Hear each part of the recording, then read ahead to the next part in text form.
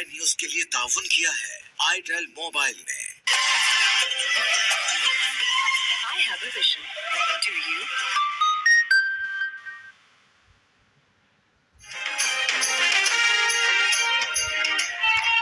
عوام کو ریلیف پہنچانے کے لیے اس بجٹ میں کوئی نیا ٹیکس نہ لگایا گیا.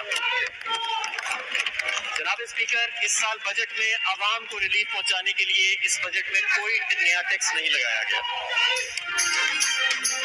حکومت کا عوام کو ریلیف دینے کے لیے کوئی نیا ٹیکس نہ لگانے کا اعلان. وفاقی وزیر حماد اظہر نے قومی اسمبلی میں مالی سال 2020-21 کا وفاقی بجٹ قومی اسمبلی میں پیش کر دیا. مہنگائی 9.1% سے کم کر کے 6.5% تک لانے کی تجویز. پانی کے منصوبوں کے لیے 70 ارب روپے، ML1 کے لیے 34 ارب مختص کرنے کی تجویز.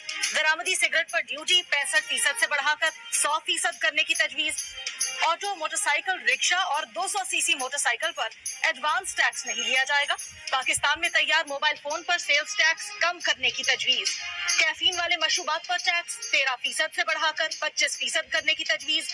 حماد اظہر کا تقریر کے دوران پاک فوج کا شکریہ. کہا حکومت کی کفایت شعاری کی پالیسی پر افواج پاکستان کے شکر گزار ہیں.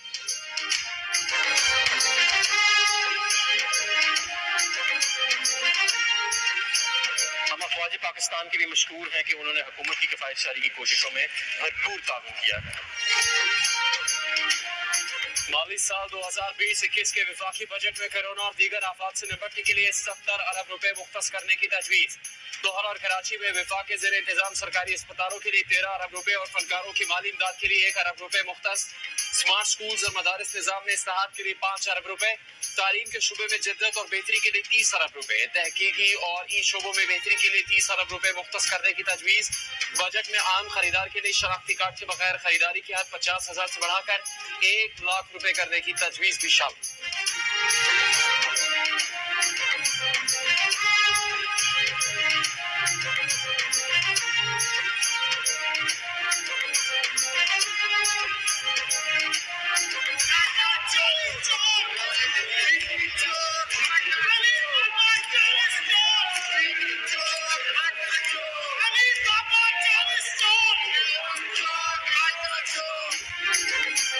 وفاقی وزیر صنعت و پیداوار حماد اظہر کی بجٹ تقریر کے دوران اپوزیشن کا شور شرابہ.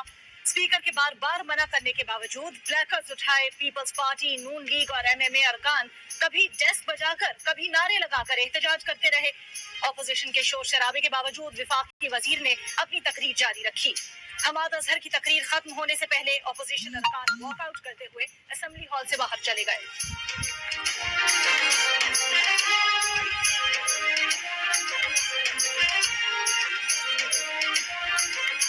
شوگر ملز ایسوسی ایشن چینی 70 روپے فی کلو فروخت کرنے کے عدالتی فیصلے پر عمل درآمد کے لیے تیار.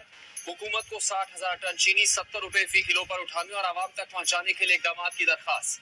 سیکرٹری کابینہ ڈویژن کو خط لکھ دیا. خط میں کہا گیا ہے کہ شوگر ملز عدالتی حکم کی پاسداری کرتے ہوئے چینی کی اس قیمت پر رضاکارانہ طور پر فراہمی یقینی بنا رہی ہیں. چینی کی پیداواری لاگت کو دیکھتے ہوئے یہ قیمت مستقل طور پر قابل عمل نہیں ہے.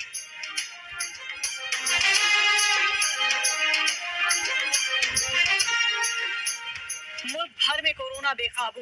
ایک دن میں ریکارڈ 6,400 کیسز رپورٹ. مجموعی تعداد 1,25,000 سے زیادہ ہو گئی. ایک دن میں وبا سے 107 افراد انتقال کر گئے. مرنے والوں کی کل تعداد 2,463 ہو گئی. پنجاب میں 47,000، سندھ 46,000، خیبر پختونخوا 15,000 اور بلوچستان میں 7,000 سے زائد افراد متاثر.